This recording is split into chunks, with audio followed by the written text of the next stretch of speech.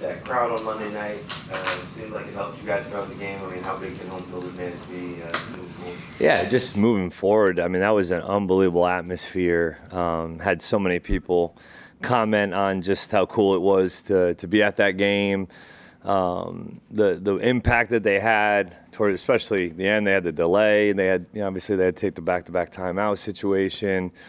You could feel it. I mean, it was a really cool atmosphere. The place was going mental. We need that as much as humanly possible moving forward, as much as we can get the fan base and community to continue to show up similar to that. That would be a fantastic home field advantage for us moving forward. What's the challenge going to be just to replace Britton Strange now that he's on IR?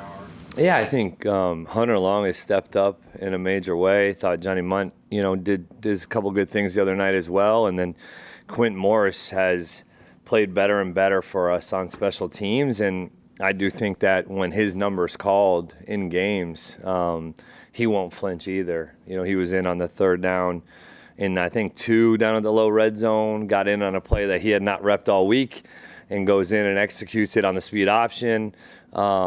But I have confidence in that room to be able to continue to ascend and help us out, in the pass game and in the run game, both those guys. Well, I was going to ask you, just to follow up on that, in terms of the run game, how much of a challenge is that, just not having Britton there? Yeah, the physical presence for sure, the way that he plays, the violence, just he can pry some stuff open on his own just by playing the way he plays. And but that's on us as coaches. We have to get creative and continue to try to put those other tight ends in matchups that are favorable. And even if they are put in a tough position, having to block maybe a big or a defensive end, that I do trust those guys that they can get some of that stuff done.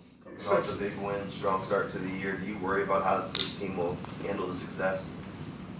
No, I mean, I think, I don't want to say we're the most pissed off 4-1 team, but like there's definitely some feelings in the building over the last few days of knowing that we have not still put out 60 minutes of our best football. I think specifically on the defensive side, there was some frustrations in some of the things that we gave up, and specifically in the run game, that we didn't probably have our best efforts in stopping the run, something that we had been doing at a pretty good level there. And and then same thing offensively, right? We punted twice, but we had the fumble at the end, at the goal line there, and then the turnover that we got to continue to try to take care of the football at a higher click. And I think they just know that there was some meat left on the bone even after a really cool win.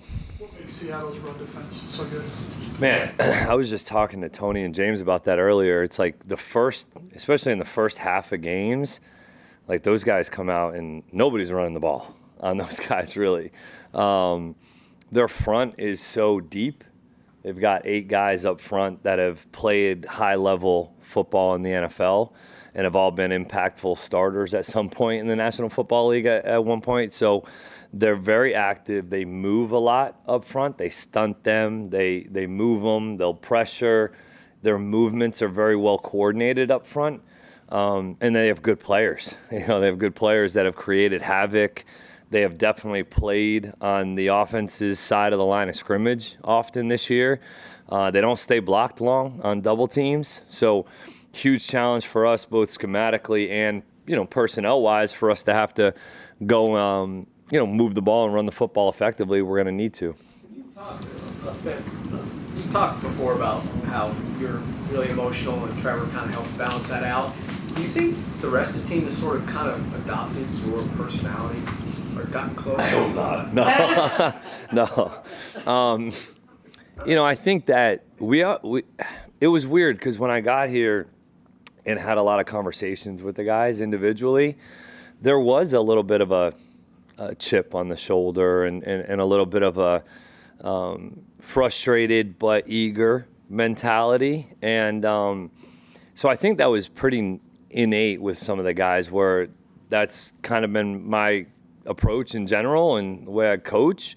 So that just naturally, I think, connected maybe with some of the guys, or I connected to them because I felt that from them as well. And so, I was probably my most calm the other night in ways, and it was cool to see then Trevor, like, take over some of that, and you saw some of the swagger that he had after he made the throw to BT and Diami, and just, you just saw some confidence and grit and toughness that you want your teams to display, not because it's about my personality or me. It's more because I think that helps have an edge, and ultimately would like our team to have an edge.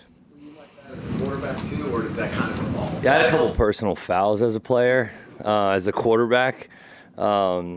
Yeah, so I probably was in a lot of ways. I mean, I wasn't really a trash talker necessarily, but I think I was pretty limited athletically, and so had to use the mind as a weapon as well, and to try to get yourself in competitive mode to play, and come from a small state where football is not really that important in ways, or wasn't at the time maybe in terms of recruitment and exposure. And you go play FCS 1AA football, and you feel like you're better than that, and go and try to win as many games as humanly possible, while probably feeling like you were maybe a little under-recruited. Maybe that's where that comes from. But no, I had a great experience, man. I had a great experience. Trevor ran or scrambled 10 times. Yeah. I mean, I don't think unless I'm missing one, I don't think he slid once. If you had a conversation about that, he said given his history, he doesn't want to slide. He got knocked into, I know. Yeah, we did. We talked about it downstairs after the game. We did, like in the lobby. We were talking about it, and I said, dude, I just want you to protect yourself. As whatever that is for you, I can't truly tell you what that looks like, because I haven't been in your shoes at this level. And so, we talked. I was just like, dude, it does frustrate as well. It'll frustrate the defense more when you do run, and now they don't even get to touch. Now they don't hit you when you slide. Yeah, so it can frustrate and irritate the opposing team, the opposing defense, when you're able to get out, still remain a passer, but then you do take off, and now they can't touch you, and it's like that can become frustrating for them. So that's the little game within the game that we were talking about. But he didn't really have much of an answer. It was just like, hey, that's kind of how I'm running, and I respect and appreciate it. So, but we do need to keep him healthy. Yeah, I think he's putting himself in more harm's way by going. Shoulders and head first. Maybe so. I guess I can kind of sympathize based on what did occur last year, and I can't say that he has never mentioned that play. So that's the cool part about it, is that he doesn't even talk about that as being something that's in his head or that he thinks about. I mean, the guy was running like a crazy man out there. So, I think he's just being a football player trying to go play and compete. As a quarterback, just how much do you appreciate Sam Darnold's journey, and what does it kind of say just about that position and how surroundings can kind of impact? Yeah, I got a lot of respect for Sam. I don't know him personally, but obviously through Grant and Kevin, and then obviously Sean Surratt being here, having stories, and watching him throw the football. He's very talented. There's a reason why he was a top 5 pick. I remember all the comebacks that he had at SC, and to see guys, so much of playing this position, I think, in this league is timing and circumstance. And there's so many talented guys that people end up saying can't do it, or it doesn't work in that timing and that circumstance. And now look what has happened to him in his career. Baker and him are on the same team and couldn't quite play on that team. So it's just time. So much of it is not giving up on these guys, and knowing that as time goes and they accumulate more reps, not just in games, but in practice, calling plays, guys coming from spread systems, no huddle, shotgun, like that whole operation is new. It's different. It's a different mode of operation for those guys. So really cool to see guys like Sam, continuing to get better as they go throughout their career. Knowing the wide receiver targets that will be coming here from Seattle this weekend, how would you evaluate coverage usage opposite Tyson, and how Tyson's been used so far this year? Yeah, I mean, obviously, Njigba, Cooper, those guys, and got a lot of respect for them as well. Sam can put it in tight spots. And Njigba's got great body control and hands at the point of contact. I think he's faster than maybe people give him credit for. And Cooper's still, the guy that can go and compete with the best of them. He's going to block his tail off. He's still getting open. He's a great person in that room to have, I think, for probably Jackson, Smith, and Jigba as well. And they're not afraid to push the ball down the field. They're pushing the ball on the play actions. They're able to get it down there. So we definitely have to be better than we were the other night in terms of we had some communication errors in the back end. We did have a few, one-on-one opportunity, type plays that we didn't end up coming down with. But I do have a lot of confidence in those guys back there. What that looks like from a rotational standpoint, I think we'll know a little bit more in the next day or two. I thought Travis makes a good play on Kelsey on the third down. Monteric makes a huge deflection on a big-time play.